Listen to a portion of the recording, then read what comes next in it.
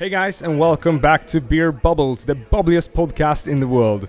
And CC is having fun without me as usual. He was at a staff party with his new job. They were visiting Uppsala Brygghus, and he sat down and talked with Conor. And CC, you know, he's a smart guy. He brings the equipment everywhere he goes. And this is the result. Enjoy.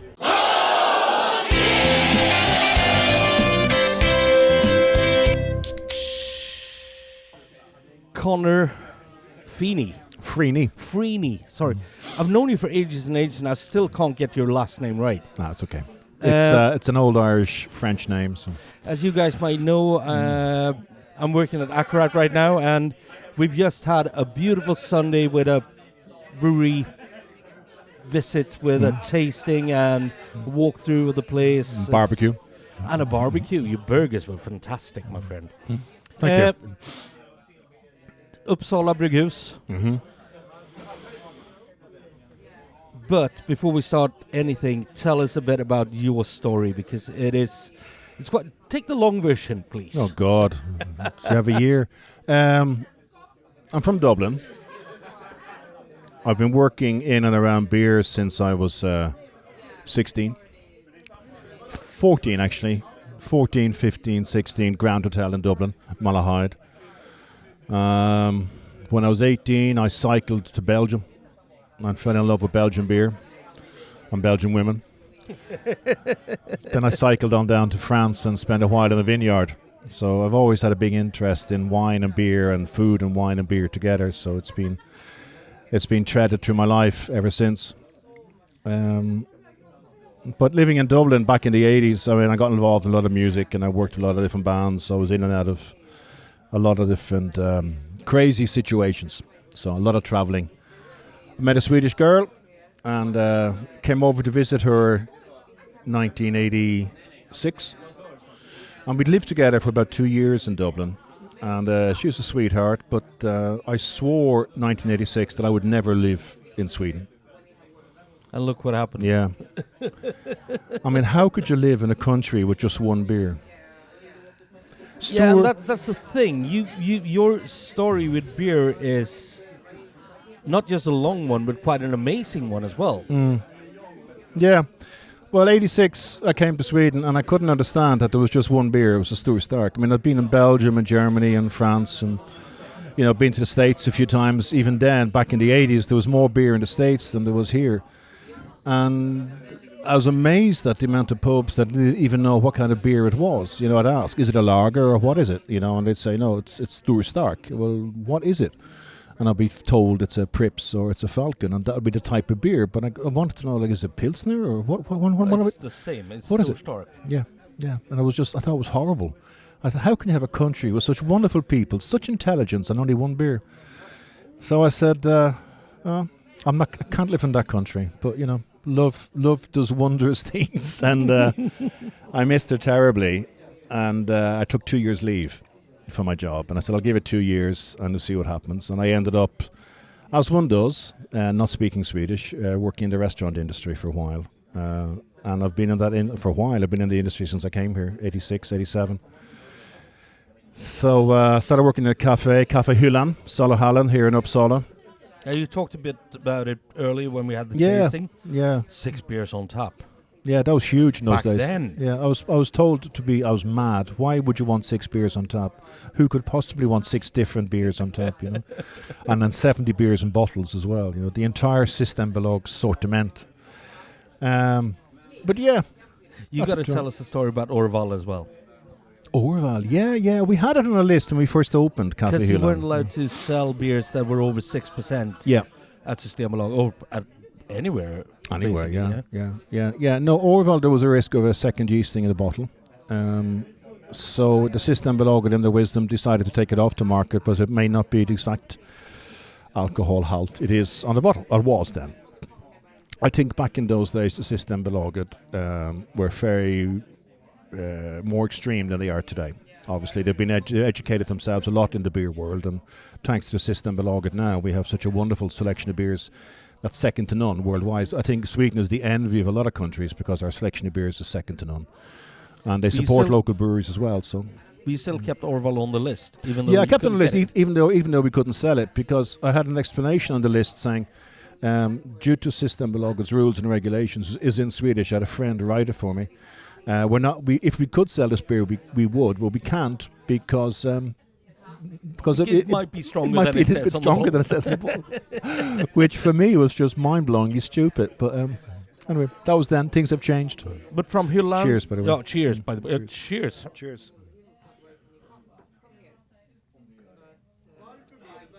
But from Hylland, you actually ended up starting your own pub here in Yeah, Uppsala, O'Connor's 93, yeah. and it's still around. Yeah, still going. It's still one of the beacons when it comes to Yeah. craft, Well, we like were- good beers. Yeah, already then, I think Hylland was like the kickoff, where I tried with different beers.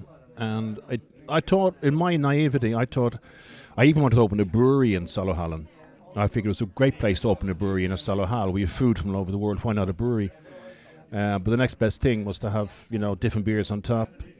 And unfortunately, it wasn't. People went to Solohallen to buy flowers and to buy beef and to buy sausages and to buy fish, possibly, but it was different. I thought it would have been perfect. But anyway, so the Irish pub atmosphere, I think, was perfect for a big beer menu. So there I moved up to around 15 beers on top from day one. And I didn't look back. I think now they've had up to about 40 on tap at this stage, or have had over 1,000 beers in the selection, which is pretty amazing. I think they're down to 200 or 300 now, but at the most they had I had 1,000 or so, I'm sure. But you can take anything to extremes, But that was a great pub, great part of my life. I'm happy I did it, and I'm happy I moved on from it too. And from O'Connor's, you went to doing... O'Connor's, I took time off. I took a year or two at my own expense to be with my kids and to study. So I did that, and I travelled, myself, my wife and our kids travelled a bit, and I took my sommelier diploma, and that was something I've always wanted to do. I mean, I've been working with drink but never being formally educated. I wanted that bit of paper and I wanted that certificate, so I put Didn't time. learn too much, but now it's on paper anyhow. No, I did it, and I enjoyed doing it. I met some amazing people who are still friends today, so that was good. And travelled to France a few times and Belgium a few times. And My colleague Rasmus has got the best expression for people who are interested in drinks, and especially beer. It's beer curious. Okay, that's good. I'll use that one. Cheers. Cheers. No, and then I started working with Amca Wine and helped them start Beer Enthusiast.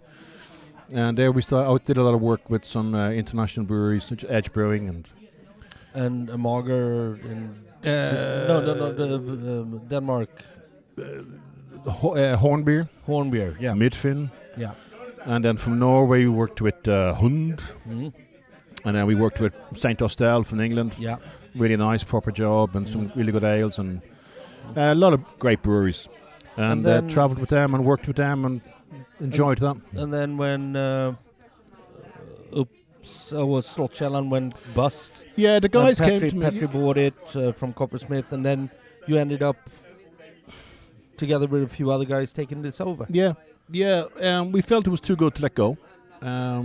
I've had a lot of history here. I've brewed beer here with previous brewers, which I've had in the Systembolag, at Dublin Red, and I did a Dublin Black. Because you worked with Slottskällan as well. Yeah, I did work with them. I helped them sell beers. And I actually was on the board many, many years ago for a fleeting couple of months. So I knew the founders of Slottskällan's very well. And being a publican and being in the beer trade, selling beer, I was delighted when they opened the brewery. And I think I was their first tap and their first the first person to order beer by pallet. So back in the day. So no, it was a perfectly logical move for me to come to this brewery, and then we managed to get other people who felt the same way and were passionate about preserving this brewery and developing it and making it a success. And we're doing it, and it's still a rocky road thanks to COVID, but great support from our customers and great support from our pubs in Stockholm and Uppsala and Gothenburg. And without them, we'd have no business. But without them, I probably wouldn't do it either. Nah. You do it for days like today. But I must say as well that, like, I've known you for years many and years, years and yeah. years and years. When we were young and good looking. But you look more relaxed now than you've done in ages. Probably Is- because I haven't slept all week. I've been working all But week. it's probably also because you do exactly doing- you're where you want to be at the time you want it to be. Yeah, I think I've been working as a consultant for many years. And as a consultant, you always want to do your best for your client. And that's the kind of person I am. I always want to do my best. But now I'm the client and I'm the consultant, and it's all packed. The buck stops here. So if this brewery doesn't work, it won't be because I didn't try. No. You know, it wouldn't because me and Martin didn't stay up late at night trying to think up new beers or tasting new beers or working hard or doing tastings or doing events or driving from one side of the country to the other because we want to do a taptic over at Hawkett or we want to do a taptic over at Bishops in Kirina. But these are the things that I love doing, meeting the people, because beer is about people. I think we're putting people together and we're doing it for people. Yeah. You know, we want people to enjoy the beer. And it's great when I hear from the people today here from Accurate telling me, you know, they like your beer. Well, So- as you can hear, there's quite a lot of people here in the tasting room at Yeah. Uppsala, and it's all staff from Akkurat. That's right. Today, And And last night we had 200 people from Uppsala here, so I'm a little bit on the you tired had side. the culture nights thing. Yeah, we opened for the whole day. So we opened at 2 and we closed at 10. Oh, and it God. was full all day. It was great fun. Yeah, it was good. So that's why you look relaxed. You're actually tired. I think I'm relaxed also because it's I'm happiest meeting people like you. I'm meeting people here. That's what we work for, you know, like I was saying. So what's the future for Uppsala Brygghus? Well, you just bought a canning line. We just bought a canning line, and that was a huge investment for us, but necessary.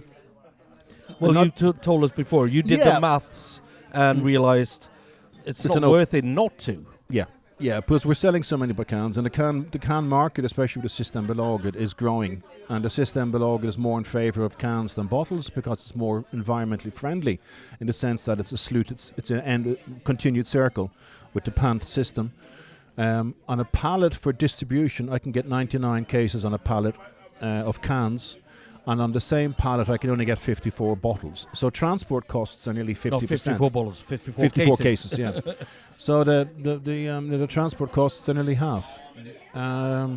So there's a lot of ways. I mean, you And don't the want beer doesn't go bad. no. The oxygen count is way lower than you get in bottle. So there's no cons actually against cans. There's only pros. There's a lot of pros. The only I still Except that lots of people actually think that cans are. I'm well, they seeing, look I'm, back to I'm the seeing 80s. a change. I Yeah. mean, go back to the 80s. I mean, I remember the first can I put on any bar I ever had, I think was Boddington's, because it was only ever available in can. And then there's a few other cans after that. And that was kind of like really, I remember people was, you know, fine dining restaurants. And I said, yeah, but I want to serve Boddington's. This is back in the 90s, Yeah. you know. And I remember my head waiter going, but it's in a can. You can't serve a can on a, you know, a tablecloth with paper, with, you Put know, a can linen, on the, linen on the napkins. table, no. But I'm seeing some restaurants are still thinking that way, but it's changing. I had one very good customer. They buy Hop Session and we didn't have any bottles left. So I said, I got cans. She said, oh, all right. So I didn't. She left it 2 weeks, and I said nothing. And then 2 weeks later, she ordered more. Fine. But it's so much easier for restaurants to handle cans as well. yeah, Because it's they double don't space. break. They don't break, but it can also fit in twice the space in the fridge, in the Yeah. cooler. So, I mean, it's a win-win. And I think it's one of the reasons why the system belongs, because there's so many beers. With cans, they can double their space, their shelf space. Well, the thing is, there's not a brewery in the US right now starting up who doesn't get a canning line instead of a bottling line. And our influence is, whatever we say, it comes from there. Yeah. I still believe bottles have a I got this. I still believe bottles have a space. Yeah, especially big ones. And like sharing. we drank stuff. some imperial stouts today, and call me old-fashioned, but an imperial stout in a can. No, I don't know. 1050. Yeah, no, but I mean, yeah, that's American. Like Yeah, our true, barrel true. aged, we even put it in a half champagne bottle Yeah. because we want to give it a bit of class. I think I'm sold on a cans, but not 100%. I still like my bottle, you know, but for some beers, definitely, yeah. Since we are in Uppsala, I have to ask you as well, if our listeners go to Uppsala, except O'Connor's, what shouldn't they miss?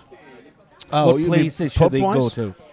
I suppose Taps is probably... I've heard about that place. Yeah, Taps is probably the most newest beer bar in Uppsala, together with Domcraft. Domcraft and Daniel is an old colleague of mine from Beer Enthusiast. Domcraft is actually the Swedish word for Jack. Yeah, and it's also under the old cathedral. Ah, okay. He's got a good selection of beers. Hasse, who owns Taps, is actually one of our financiers and partners here, so I have to mention him. I like O'Neill's because it's a nice mixture of old and new. You can get a pint of Guinness and you can get a pint of real ale, and then he'll have some local breweries, and not just Swedish, but he'll have a few good Americans as well. Churchill Arms is more British, but friendly, cosy, easygoing. Pubby. If you're into Belgian beers, Beer House is the place to go, but they only have Belgian beers and nothing else. I'm missing somebody. Who am I missing? Bishop's Arms, of course, is all right. The nice people who work there, good to work with. I must say, some people slag Bishop's Arms off, but I've got nothing but good to say about them because they actually spread the word about craft beer all over Sweden. Without Bishop's Arms, I think it would have been hard to push craft beer around Sweden. I have a personal connection with Bishop's going back to when they first started, before they even took over the one in Västerås. Yeah. Vicky and I had dinner in Uppsala here many years ago, and he asked me for advice about opening pubs and running pubs, and we had a very nice meal and a lovely dinner with another Indian friend of his from the university.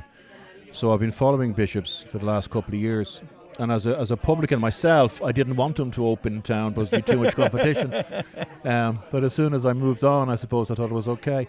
I think it's the people that make the bar. Yeah. Like any pub, it's the people who work there. And Bicky himself has a heart of gold, and he's a good businessman. He's a hard-working man. And the people in Bishop's have become some of my best friends. So, I don't have any problem with them whatsoever. They sell good beer, and they do it well. I think they've done a lot to improve the quality of pubs around this country, probably more than any other chain or any other pub group in the country, I would say. Yeah, so no problem with them, no. They're good customers too. That's the main thing. Well, no, they're good customers. There's some order every week, some order every month, some order every 3 months, but it's regular. And I've known a lot of them since my time with Beer Enthusiasts, selling Edge and selling other beers. A Horn beer, they were great people to work with, hard-working people. So no, and they don't get paid half enough. But that's our branch. That's the business, basically. I had a guy came in the other day and said, because we were kind of short-staffed, and it's like, well, if it's so hard to find people, why don't we hire some pensioners to do something? They got nothing to do, and I'm like, you don't really appreciate what we do, because working in a restaurant is not an easy job. No. People think it's just pouring a beer and running around being nice. It's a really tough business. Yeah. And most people don't really understand that. It takes a special kind of person, I think, to... I've been doing it all my life. But it takes a special person to make it into a career instead of just having it as a transit. You have to be prepared to share yourself. Yeah. And go the extra mile, give the service, and give the service you'd expect to get yourself.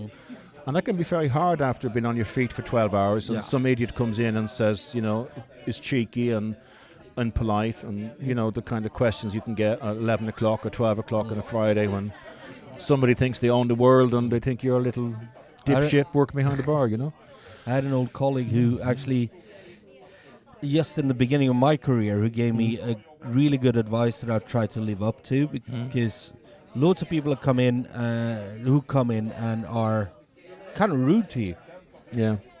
They turn nice as soon as they get something to drink and something to eat. Yeah.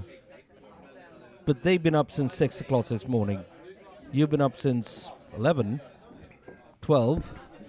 They've had a full day behind them, and they're kind of tired. They're hungry. They're As not, soon as they get they're something, not angry. they're happy. They're hungry. They're hungry. Yeah. Well, there's probably a lot in that. I think So that's, always be nice. yeah, I think that's always the case of, a good floor staff, good bar staff understand that and they see that, And a smile goes a long, long way in this business. And unfortunately, I know in my years, I didn't smile enough behind a bar sometimes. And that was just the nature of the job, the pressure of the position, But the People thing used to is- say, are you angry? I'm not angry, I'm just under pressure to keep this place going. If someone's rude to you, the only way to do it is be even nicer. Because it's Yeah. really hard to be rude to someone who's nice to you. True. The way the customer's always right. Yeah. But the guest isn't. He's got the right to be right, but it's True not enough. always right. Yeah. Which one of your beers is the one you are most proud of? Oh, wow. Which child do I love most? Now, that's kind of a tough question. That's a hard one. I suppose, if I was to be politically correct right now, and it has to be, I can't answer one beer. It has to be one beer in certain categories. The alcohol-free, I'd have to say, first of all, Road Trip. Road Because Trip, it's been fantastic for us. You're driving drinking it today, now. so that's the one Yeah. you're drinking now? And it's a great tasting beer. The only complaint we've had about it is that people say it tastes too much like a beer. And I kind of go, yeah, right. Okay. Then you've done something right. Yeah.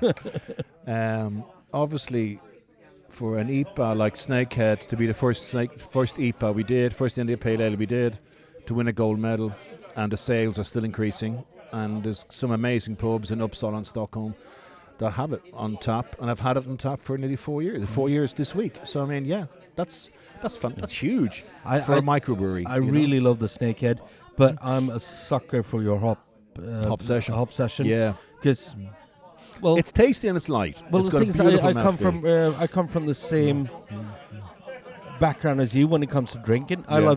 love the taste of it, but I want to have a few. Yeah. And if you look at us, we're not small guys. No.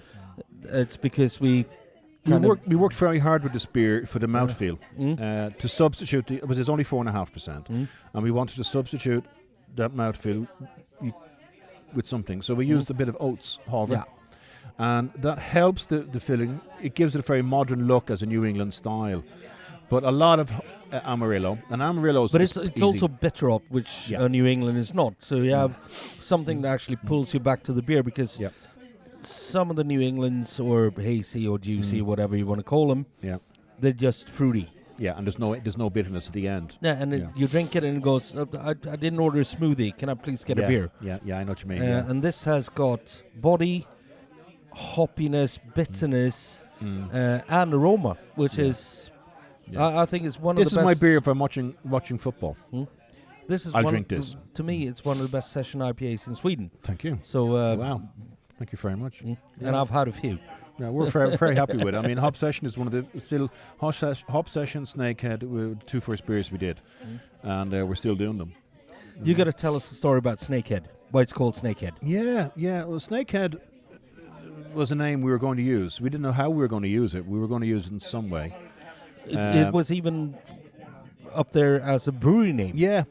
With the brewery for a while, one of the working names was Snakehead Brewery, and it goes to a very simple fact. The county flower, the landskapsblomma, is Kungsängens liljan in Swedish. And if you translate it to English, it's checkered lily. Because it's got checkered flowers. That's right. But in American English, it's called Snakehead. And we figured that was a lovely name for a beer, or a lovely name to use. It was a connection to Uppsala that was unique, and we liked it, so we used it. And it was an American IPA. And it was American IPA, so it was perfect. Yeah, that was the idea. And it's kind of stuck. You know, it's a nice name, and people see it as a kind of a tough name, you know, Snakehead and that. But Can we drop the scoop with a double? Please, yeah, come sure. on, yeah. Yeah. Well, Because you got a double Snakehead going it's on. it's in the tank. It's not ready yet. And double snake. Yeah. I love the working name for it. Because a Snakehead Extra must be lots of snakeheads. That's right. Which should be Hydra. Hydra, of course. Yeah, 9%. Yeah. So if you get a chance to try either the Hop Session, the Snakehead, or when it comes out, the Hydra, do, because I haven't tried the Hydra yet. But no one has. Well, you have it in the It's tank. not ready yet. It's not ready for It's not tasting ready- yet. oh. I'd hoped it would be, but it's not ready yet. okay, No. Been absolutely lovely having you in the podcast. Finally, Yeah, I must we tried say, to do this you've couple of always years, you always pushed anyone else. When I did Earl Porter, you always pushed someone else. Yeah. Like, speak to Martin, speak to that guy, speak to Yeah. that guy, Yeah. and now you're in the podcast. Thank you. Yeah, Yeah. and It's first time for everything. This probably the end of your podcast now. No one will listen to you after this. It's the end of it. You had that asshole on. but you know what? I've got Standards have dropped. I've got a last question. That Sure, is go the for it. toughest one in the world. And it's not the same one I had in Earl Portland. It's a bit different, but along the same line. And this is all about, I'm terribly sorry, Conor, you're going to die today. It's your final day of life. You get a chance to drink one beer. Not loads of them, but yet one beer. Nothing of your own produce. Oh yeah, that's no problem. What are you going to have? I have Guinness. I'm a pint of cold Spoken Guinness. as a proper Irishman. Yeah. That's what I'm going to do after here. I'm going to go for a pint of Guinness. It's in my blood. My brother used to work for Murphy's. I remember asking him. I used to give him a slagging because I sold Guinness. And I asked him, how's Murphy's doing? Nudge, nudge, wink, wink.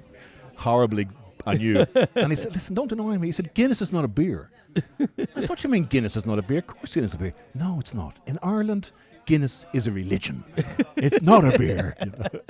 So on that note, yeah, I'll have a pint of Guinness. It's in my DNA. So, Conor, nice meeting you again. absolute Good, Chris. pleasure. And Cheers, bro. guys, whatever you do out there, drink better beer.